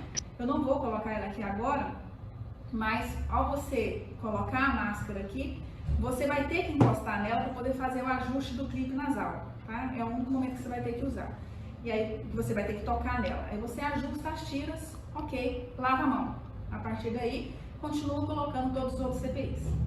Aí você fez o que você tinha que fazer, tira os seus EPIs, ela vai sair por último. Lava a sua mão, retira a máscara. No que você retira a máscara, ela vai sair meio aberta. Assim, né? Você não toca nela. Você vem com o seu papel novamente, sem encostar na superfície dela. E com o papel você fecha a sua máscara. Fechou, guarda novamente no envelope. Certo, gente. A questão da máscara N95, nesse contexto de pandemia, eu considero que a gente perdeu um pouco no sentido de descarte da máscara, porque uma orientação anterior a essa, pela Organização Pan-Americana de Saúde, e até adotada, era a questão da utilização da máscara por 5 usos. Eu utilizei 5 usos, eu descarto essa máscara. E algumas unidades já estavam utilizando uma por plantão, era a nossa realidade. A gente já descartava essa a cada plantão, considerando que a gente tem 5 usos ou até mais em um dia, considerando o perfil do nosso hospital, né?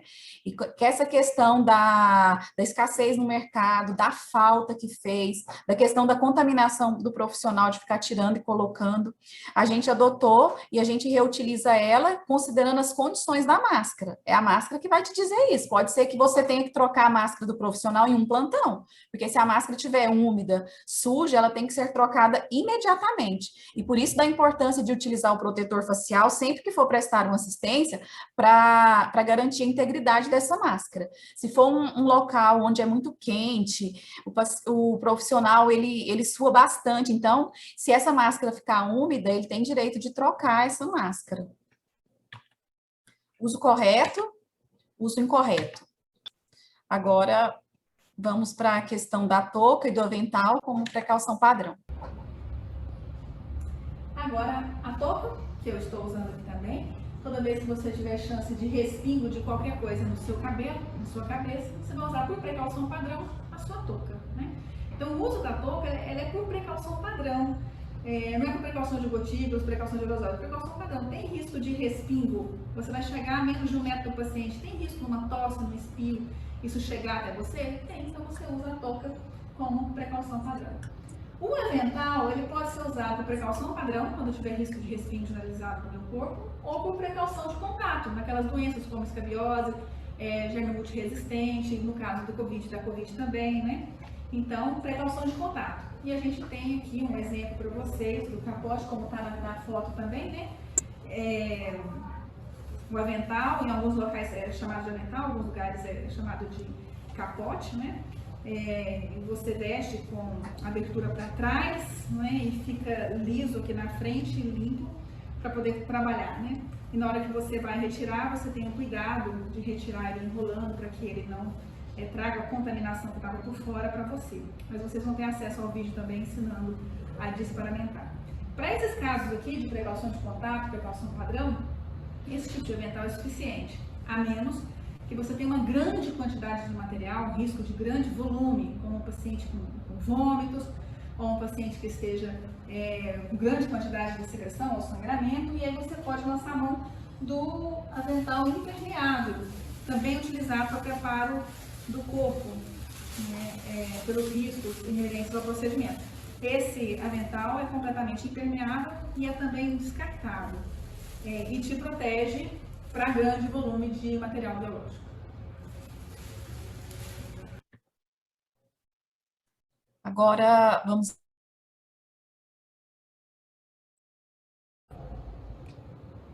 E agora as luvas. As luvas podem ser usadas como precaução padrão, então toda vez que eu for entrar em contato com material biológico, tem risco de material biológico estar nas minhas mãos, chegar até as minhas mãos, vou usar as luvas. E também para precaução de contato, doenças contagiosas que passam pelo contato, como a escabiose, germe multiresistente, varicela e também coronavírus. As luvas podem ser de procedimento, que são aquelas luvas limpas, e pode ser a luva cirúrgica estéril, depende do procedimento que você está fazendo.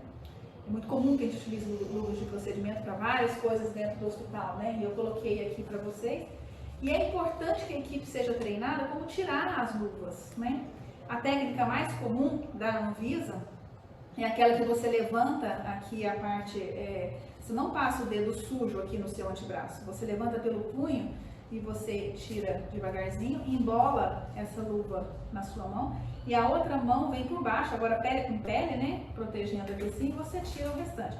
Imediatamente depois de tirar a luva, tem que lavar a mão. Imediatamente antes de colocar a luva, tem que higienizar as mãos, né, higienizar ou lavar, sinônimos. Então que a gente entenda muito bem isso, porque eu vou colocar vários EPIs e por último vai entrar a luva. Eu tenho que lavar a mão pelo menos 2 vezes, uma antes de começar a colocar os EPIs e uma antes de colocar a luva. Assim que eu tiro a luva, eu preciso lavar a mão, porque essa minha mão provavelmente está contaminada com material biológico. Ah, mas estava com a luva. Mas é nesse momento que a gente pensa no risco, né? Então, tirei a luva, eu posso estar com o material biológico aqui na minha mão, imediatamente eu lavo a minha mão e depois eu venho tirar os outros EPIs. Então, é muito importante entender que luva e higiene das mãos estão inseparáveis, elas são inseparáveis, não há exceções, tá? Tirou a luva, tem que higienizar as mãos. Agora, existem outras técnicas de tirar as luvas absolutamente sem nenhum risco de contaminação. Aqui, por exemplo, se o meu dedo estivesse sujo por algum acidente, na hora que eu vim com ele aqui, eu poderia me contaminar. E aí eu aprendi durante as capacitações, e isso é uma coisa que eu queria comentar com vocês, eu aprendi com os colegas outras formas de tirar a luva. Mas mais do que isso, eu aprendi que a gente aprende toda hora. E isso é importante. Porque uma vez que você junta uma equipe para fazer uma capacitação, você tem que estar disposto a aprender com o seu time, aprender com a sua equipe. Cada um tem uma informação diferente. Você está trabalhando com médicos, com enfermeiros, com técnicos de enfermagem, que trabalham em vários outros setores, em vários outros hospitais. E eles foram treinados por outras pessoas. Então você tem uma chance ímpar de poder juntar ali conhecimentos e informações e protocolos e sair dali crescido, sair dali muito melhor do que você chegou. Então eu conto para vocês uma experiência. Quando a gente começou a fazer a capacitação lá em março do ano passado, a capacitação era uma. Quando a gente chegou em outubro do ano passado, a capacitação era completamente diferente. Porque a gente foi absorvendo as coisas boas que as próprias pessoas que estavam sendo submetidas à capacitação nos contavam das experiências de outros hospitais. Então a gente tem que estar disposto, preparado, com humildade, para a gente poder sempre aprender com o outro. Isso é bem bacana. Eu aprendi, por exemplo, uma técnica, que depois vocês podem ver no vídeo que está mais detalhado, né? Que a gente levanta aqui assim, faz um gancho, levanta aqui, faz um gancho, e aí você tira e sai absolutamente sem contaminar nada. Fica até charmoso, né? Mas não pode fazer estilingue, tem que tomar cuidado para não respingar, né? Mas foi uma técnica que eu não conhecia e que absolutamente você não encosta a sua mão suja na outra mão, né? Você sai aqui, você vai jogar no seu lixo infectante, vai higienizar as suas mãos e está bem seguro. Então, eu acho que a minha maior lição nesse momento em que eu quis falar para vocês sobre o outra reticada da luva não foi a técnica em si, mas estejam atentos, porque a equipe vai ensinar muita coisa quando a gente se dispõe a ir para uma capacitação.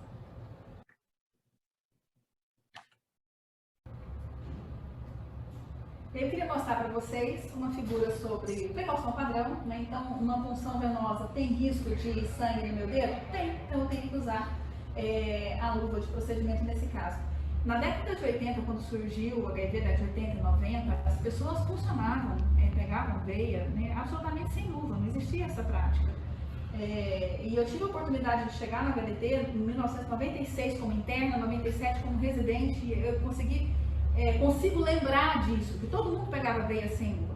E aí conquistamos o espaço e era para poder usar a luva para todo mundo, e o hospital inteiro passou a usar a luva, mesmo na pediatria, porque as pessoas tinham uma resistência muito grande, porque perdia o tato, não dava para pegar a veia de criança com luva e tal. Mas a pressão, né, e as orientações, e o conhecimento, e as pessoas vão aprendendo, e aí mudaram o hábito, e agora não existe isso, né, de você funcionar uma veia sem luva. Como eu disse no começo, eu também sou infectologista, mas também sou acupunturiata, né? E a maioria das práticas de acupuntura são feitas sem luva. E isso muitas vezes me incomodou, por conta de perceber que você faz um agulhamento, tem a chance de sangramento. Então a gente precisa usar luva. Então, na minha prática de acupuntura, sempre uso a luva também. Por precaução padrão, porque tem risco, apesar de mínimo, mas tem um risco, né? Então a gente usa também a luva por precaução padrão.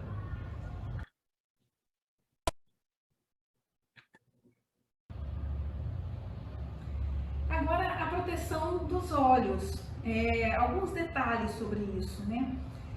Quando começou o H1N1, lá em 2009, falava assim, quando você era para usar precaução com gotículas, mas se você chegasse a menos de 1 metro, era para usar também o óculos. Mas o óculos não fazia parte do contexto de precaução para gotículas, então isso não fica muito claro na minha cabeça, por que eu teria que usar o óculos. Tinha que ter um conceito mais simples, né? E o que eu vejo? Nós temos que usar um óculos por precaução padrão. Se eu chego a menos de 1 metro de uma pessoa, tem risco na fala, na tosse, no espirro, de vir alguma coisa nos meus olhos? Tem. Então é precaução padrão. Então, por precaução padrão, eu tenho que usar o óculos quando eu vou chegar perto de alguém que tem um risco de respingo. Por exemplo, pediatria. Meus amigos pediatras agora nessa época de coronavírus estão angustiados, porque criança fala, tosse e espirra olhando para você, né? Não desvia, não tampa. Sofre muito com relação a essa exposição. E aí a gente conversava muito sobre isso. Olha, o pediatra deve sempre estar usando o óculos protetor facial. Assim como o odontólogo, que já vem usando há algum tempo, muito antes do coronavírus, né? Então, por precaução padrão, porque tem risco de respingo nos meus olhos, eu tenho que usar. E o coronavírus chamou muita atenção, porque a transmissão também vai pela mucosa ocular. Então, a gente precisa realmente ficar atento à proteção dos olhos, né? E não vale o meu óculos de grau para atendimento, para assistência ao paciente. O óculos de grau não é um EPI. Mas eu também não posso colocar um óculos em cima do outro, ele não vai fazer a função dele, que é vedar os espaços que existem aqui entre meu óculos de grau e meu rosto.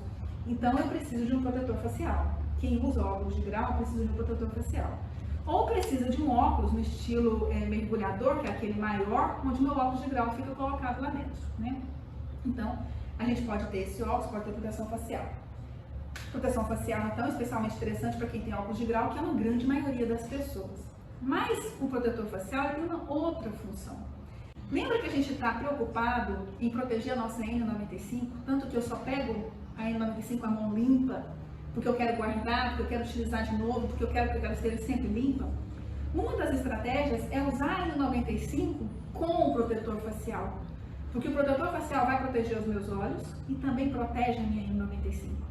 Então isso garante mais tempo útil dessa máscara, que é cara, que é um problema para o sistema de saúde. Então, essa é uma recomendação, inclusive, da Anvisa, que se a gente estiver usando 95, usar o protetor facial para que proteja a máscara. Está protegendo a máscara, também está protegendo a mim, né? Então, essa é uma das observações que a gente faz em relação ao protetor facial, né? Aqui no caso da figura, tem uma proteção facial com a máscara cirúrgica por baixo, mas a gente poderia estar com a máscara de 95 e usando o protetor facial, protegendo meus olhos e também a máscara.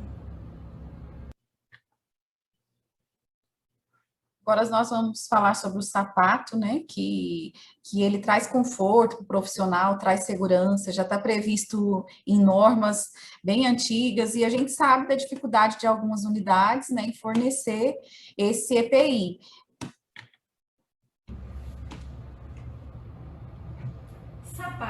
Sapato tem que ser fechado. Pela NR32 a gente tem que ter sapato fechado. E a gente está cansado, né? Desde 2005 falar de sapato fechado e falar de retirar os adornos. Chega um momento, desde 2005 a gente está falando disso, que a gente cansa, né? Não é a hora mais a gente perder energia e tempo tirando brinco e colar das pessoas. As pessoas não têm que ir de brinco, não têm que ir de colar. Acabou essa conversa. Não tem mais essa discussão. Tire e pronto. Tem que ser uma determinação de cima e tem que resolver esse problema. Para quê? Para que as pessoas que estão na gestão próxima ali da assistência não fiquem perdendo o seu tempo mandando o funcionário tirar aquelas coisas. Tem que vir sem pronto, né? Então vamos parar de perder tempo com isso. Sapato impermeável e seguro, né? Aqui tem um exemplo de um sapato impermeável. E pelas questões que a gente sabe de EPIs e de vestimentas, para obrigar a pessoa a usar, você tem que fornecer. Então, alguns hospitais já fornecem um sapato impermeável para as pessoas. Mas, independente de fornecer ou não, é proibido o sapato aberto, né? Então, são dois conceitos aí, que talvez a Jaqueline possa falar muito melhor do que a gente, no sentido legal disso, né? Mas, na unidade onde a gente trabalha, a gente tem acesso ao sapato fechado que foi fornecido pelo hospital. Mas uma coisa que a gente ainda precisa evoluir é a questão da roupa de trabalho, que poderia ser chamada de unissex, ou pijama cirúrgico, ou uniforme, o nome que queira dar. Pela NR32, todo mundo que trabalha em unidade de doenças infecto-contagiosas precisaria ter acesso a uma roupa que pudesse ter guarda e processamento da unidade de trabalho, né? Isso que eu estou usando aqui agora, ela não é esse o caso, né? Essa aqui é uma roupa minha, que eu mandei fazer no modelo de um unissex. Mas isso não está em conformidade com a NR32, porque precisaria ter guarda e limpeza, e estoque, tudo aqui. Mas existem alguns hospitais de Goiânia que fornecem, que você chega, já pega a sua roupa, troca no vestiário e você segue adiante do seu trabalho e você vai embora com a sua roupa, deixando a sua roupa de trabalho no seu trabalho. Isso é o que preconiza a NR32. A gente ainda não conseguiu isso na grande, esmagadora maioria das unidades. Nesse momento agora de pandemia, as pessoas acabaram se organizando e fazendo o seu próprio uniforme para que tivesse uma roupa separada para poder lavar em casa. Simplesmente para isso. Não tem norma, não tem legislação, não tem nada que fala sobre isso, né? A gente só mandou fazer uma roupa no modelo parecido com o modelo que usa no hospital, para facilitar a nossa vida em casa, para separar as roupas quando a gente chega. Foi só isso, né? Mas lembrando que a NR32 fala sobre esse uso.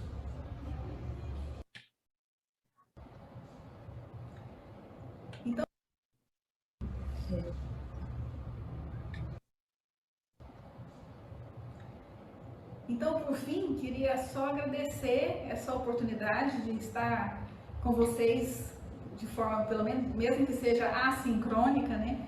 Mas, de alguma forma, estou com vocês aqui, com essa oportunidade que a Jaqueline nos deu. Espero que tenha sido útil, espero que eu possa ter conseguido sensibilizá-los de alguma forma, passar alguma informação. Estamos aqui juntos para poder lutar nessa pandemia. Queria deixar meus agradecimentos especiais para a Jaqueline pelo convite e pela confiança, né? Porque muitas vezes a gente trabalha e é muito bom quando a gente tem um reconhecimento do trabalho e do valor daquilo que a gente faz, né? Peço desculpas por não estar com vocês de modo ao mesmo tempo, né? Mesmo que seja virtualmente, mas eu não posso estar no mesmo momento. satisfação poder falar sobre esse assunto que a gente trabalha há tanto tempo. Estou aqui ainda de touca porque eu estava em ambulatório, né, e como tem risco de respingo, então eu coloco a touca, eu não preciso ficar trocando a touca a cada momento, né, a cada paciente, eu posso ficar com a mesma touca porque a gente vai trabalhando um paciente para o outro, não preciso ficar manuseando o meu rosto. A Patrícia também já deve ter falado sobre isso aí, da gente evitar o manuseio de EPIs no rosto da gente, né? Então, muito obrigada e até a próxima. Eu também gostaria de agradecer mais uma vez a oportunidade, agradecer também a participação da doutora Luciana, da equipe da TI aqui, para que esse momento fosse possível. Tivemos que editar o vídeo dela, né, para colocar numa apresentação. Então, acredito que é realmente um aprendizado mesmo, e isso vem a calhar na nossa própria apresentação, que a gente tornou-se possível, por meio da solicitação da doutora Jaqueline, fazer uma apresentação virtual com uma participação também virtual. Então, deixo meus agradecimentos e que a gente possa aproveitar esse momento de pandemia, de adversidade, para fazer o bem para nós mesmos e também fazer o bem para o nosso próximo, né? Como dizia Dalai Lama. E estou à disposição, meu e-mail deixo aí para dúvidas e vamos repassar os vídeos para a doutora Jaqueline. Obrigada. Obrigada, doutora Patrícia, obrigada, Luciana, né? Obrigada, Rodrigo. Realmente, as informações muito úteis, né? Falaram exatamente tudo o que eu solicitei de vocês, que veio da ponta, que veio de informações dos trabalhadores nesse momento. É importante que haja equipes técnicas multidisciplinares, é importante que a gestão participe, né? Entenda dos processos, da organização do trabalho, garanta a autonomia das equipes, porque o gestor não consegue acompanhar tudo, a gente sabe disso, né? Então, ele precisa ter a confiança na equipe dele, né? E essas informações têm que chegar com isenção, com autonomia, né? E revelando a verdade para que providências sejam tomadas, né? A Luciana falou uma coisa, minha posição, na auditoria fiscal do trabalho tem questões que eu não discuto, eu não perco tempo realmente, né? Questão de entrar e sair com jaleco, essas coisas assim, né? Adorno, não, né? Lavo o auto de infração, coloco o nome do trabalhador ali, porque é assim que é o procedimento, e a gestão me fala, mas Jaqueline, você está me aplicando uma penalidade, né? Sendo que treinei, capacitei, fiz tudo que pude, né? E a pessoa insiste em usar, eu falo, então cobra a multa da pessoa, né? Então, assim, mas eu não discuto isso, eu tenho problema, nós temos problemas demais na saúde, gravíssimos, né? Para ficar falando e perdendo tempo com resistências absurdas. Vocês são formados na área de saúde, vocês receberam o que vocês, ou as faculdades ensinam o que é controle de infecção, o que é uma CCIH, né? O que vocês têm que fazer, essa é a área de vocês. Né? Quem não se submete a biocontrole, a biossegurança, sinceramente, tem que mudar de carreira, muda de profissão, entendeu? Porque se você se recusa a usar os equipamentos de proteção preconizados pelo CCIH, preconizados pelo SESMIT, definidos pela instituição, que é para a proteção do trabalhador, do paciente, e uma garantia também nos procedimentos de segurança ambiental, se você não quer cumprir isso, vai fazer outra coisa. É simples assim, entendeu? Agora, o que não pode acontecer é a gente ter resistência, porque a gente já tem problema demais. Nós temos problemas estruturais, nós temos problemas de organização, nós temos problemas de logística no Brasil, nós temos problemas com o MatMed, nós temos, então, assim, em tudo isso, a gente tem que tentar conduzir, né, doutor Raimundo, da melhor maneira possível, a gente tem que arrumar soluções e não criar mais problemas. É absurdo sair criando mais problemas, né? Na pandemia, a gente tem trabalhado com os trabalhadores com o objetivo de levar um pouco de conforto, um mínimo de conforto. E essa relação dos trabalhadores com as equipes técnicas, a confiança, né, a fala que eles sentem, não, eu estou perguntando aqui, eu estou sendo capacitado por uma pessoa que sabe exatamente, eu pergunto, doutora, eu posso usar esse equipamento assim assado?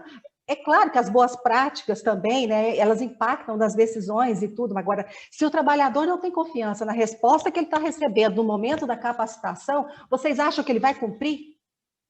Vamos ser sinceros, não vai cumprir, entendeu? Porque ele não acredita em você, entendeu? Se você não está ali dentro da unidade, se você não participa com ele, se você não entende os problemas dele, se você não entende o processo de trabalho, ele te faz uma pergunta, você não soube responder.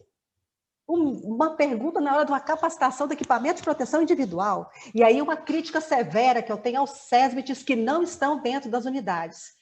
membros de SESMIT têm que estar junto ali todo dia, conversando com o trabalhador, junto com o médico, junto com a enfermagem, limpeza e conservação, cozinha, fisioterapia e tudo mais. Tem que conhecer todos os processos. Tem que conhecer todos, né? E reportar. Está interagindo com a CIPA tem que ser, os relatórios da CIPA têm que ser verdadeiros, contar o que está acontecendo dentro da instituição. Os acidentes que aconteceram, né? O não cumprimento de um programa. Os membros da CIPA têm que colocar nos relatórios o que está acontecendo, levar o conhecimento do SESMIT, da CCIH, da gestão, né? Isso ajuda demais, gente, porque a partir do momento que você identifica os problemas e você tem uma gestão responsável, né? Isso aí reflete numa melhoria para todos, né? Vou passar aqui a palavra para a Adriana.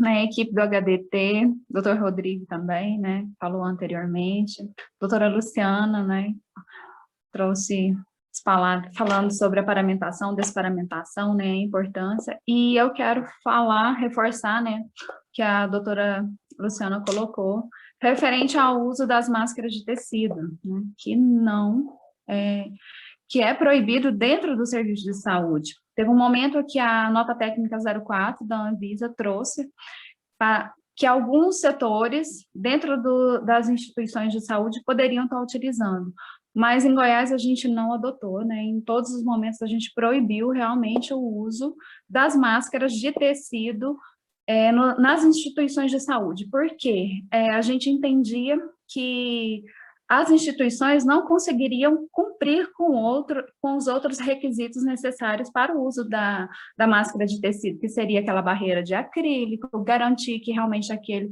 profissional não fosse circular, que ele realmente fosse ficar só em uma área administrativa.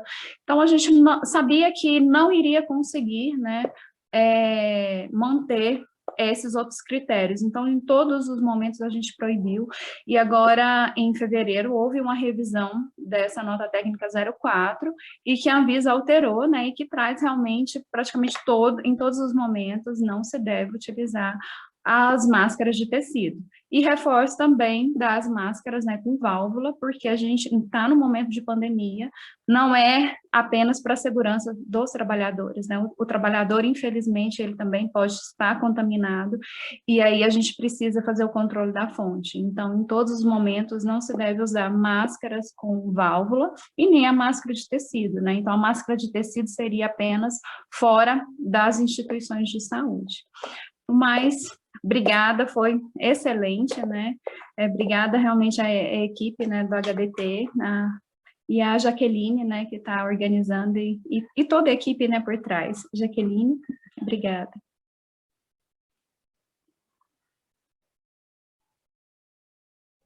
Doutora Thaísa.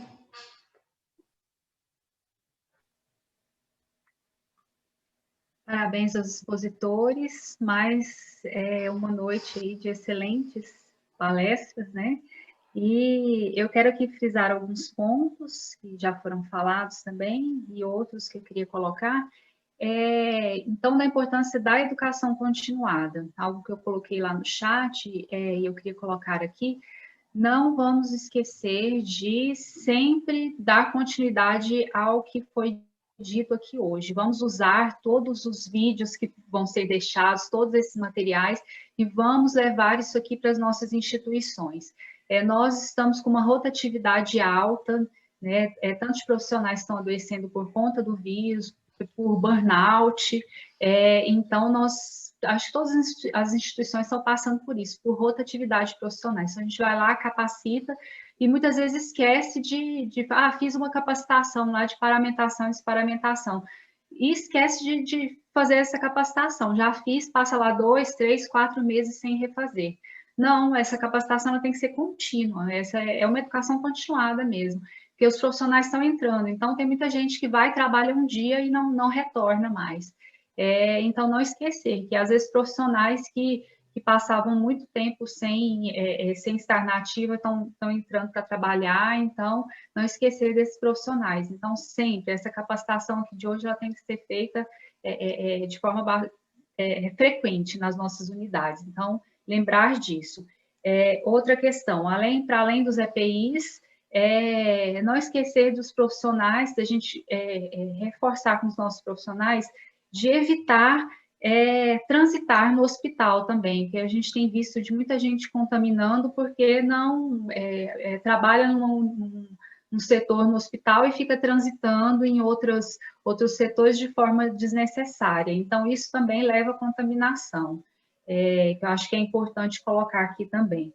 E o que a doutora Jaqueline falou, do empoderamento do SESMIT. Então, eu vejo, às vezes, muita gente reclamar, mas o SESMIT é um setor que ninguém dá importância, ninguém dá importância para o técnico, para o serviço técnico de segurança do trabalho, ninguém dá importância para o médico do trabalho. Então, é o momento da gente se colocar ali no palco, né, principal, e se fazer empoderar mesmo, né? É o momento. Então, vamos lá, vamos sair da nossa zona de conforto e vamos estar presentes, como o doutor Jaqueline falou, todos os dias ali na unidade, vamos nos fazer conhecer, vamos dar a cara ali para os nossos trabalhadores, mostrar a importância do nosso trabalho, da nossa equipe, vamos fazer o nosso trabalho conjunto, e só assim os profissionais eles vão entender realmente a importância dos EPIs, e só assim eles vão utilizar. Então, se é o que a doutora Jaqueline falou, se os profissionais eles não entenderem a importância do nosso trabalho e não confiarem no nosso trabalho, eles não vão utilizar os EPIs. Então, cabe a nós também mostrarmos a importância do que nós fazemos. Acho que é isso que eu queria deixar. Doutor Raimundo? Interessante é que hoje, além do conceito da educação continuada, a gente tem uma ampliação, né, até para educação permanente, porque tudo acontece tão rápido, é tão dinâmico, que focado nisso e com olho no cenário, a gente tem que fazer isso diuturnamente. Tem um conceito muito interessante que é o conceito do mundo vulgo. E, nesse sentido, as instituições precisam estar adaptadas a ter a condição de mudança frequente. E é muito gratificante ter a oportunidade de estar participando de palestras sinérgicas e complementares até.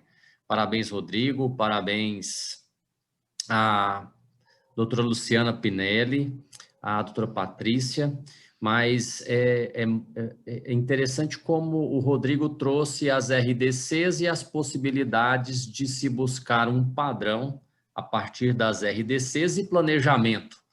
E aí você sim conseguir dimensionar aquilo que está na sua instituição. E a doutora Patrícia e a doutora Luciana Pinelli trouxeram algo que está muito em evidência hoje, que é o comportamento.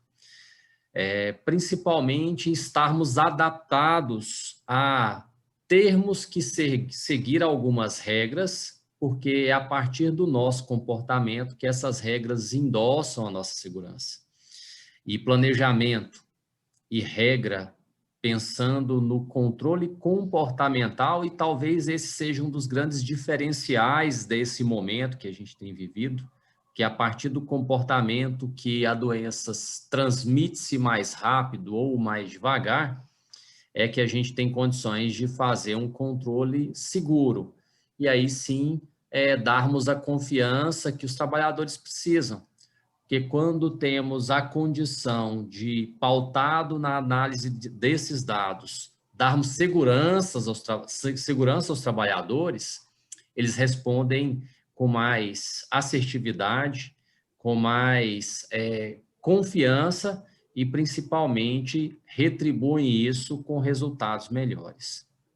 Então, acredito que foram recados e mensagens bastante sensibilizadoras para que a gente consiga fazer a modificação aí das nossas instituições.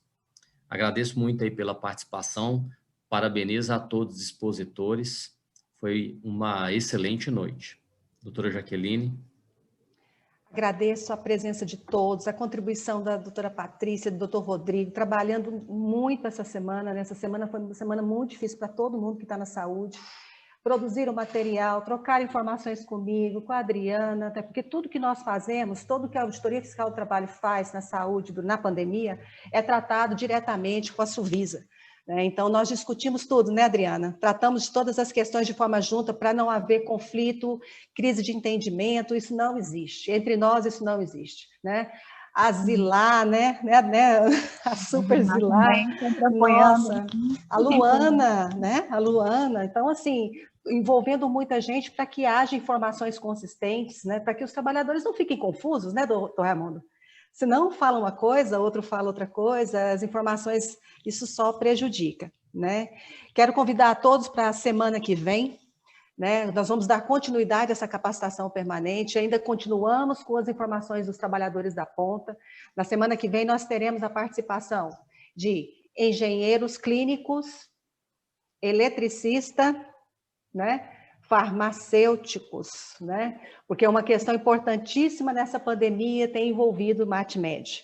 Mas não se fala em MatMed, aí equipe o SESMIT todos em peso, pelo amor de Deus, vocês participem em peso aqui para vocês verem a visão da Auditoria Fiscal do Trabalho na interação, né, dessas equipes técnicas, desses profissionais, né, que muitas vezes a população não tem nem noção, né, mas eles também são linha de frente. Não existe um equipamento que funcione sem uma engenharia clínica, sem uma engenharia elétrica, né? Nós precisamos do pessoal da mecânica, nós precisamos de arquitetos, né? Nós precisamos dos nutricionistas, dos fisioterapeutas. Nossa, são tantos profissionais de saúde na linha de frente que eu estou correndo risco até de esquecer alguém, me perdoem, tá? Mas todos vocês estão sendo contemplados. Eu estou ouvindo todos na ponta do nosso trabalho diariamente, e tudo isso está sendo trabalhado nessas capacitações coletivas, para que vocês recebam respostas satisfatórias, pelo menos esse é o nosso esforço, o meu, da Adriana, do Dr. Raimundo, da Thaísa, e de todos que participam aqui, das instituições. Agradeço imensamente à equipe do HGG, do IDETEC, ao secretário de Estado de Saúde também, porque isso aqui tem apoio da SESGO, né? E as instituições privadas, né, doutor Raimundo? A equipe do ANISA, a equipe do Neurônio, muita gente que ajuda, viu? É uma equipe, né? Um grupo de pessoas e instituições que unidas estão aqui para ajudar a vocês, né, que nesse momento estão salvando vidas e cuidando da população. Quem está aqui, o dever de quem está aqui é salvar quem salva vidas. Nós estamos aqui para proteger vocês que estão aí protegendo a vida de todos nós. Então, muito obrigada, firmes, que Deus os proteja, e eu espero vocês na semana que vem com a equipe de engenharia e de farmácia. Boa noite a todos. Boa noite, Jaqueline, doutor Raimundo, Thaísa, Patrícia, todos. Patrícia, obrigada. Rodrigo, obrigada. HGG, HDT, muito obrigada a todos. Até.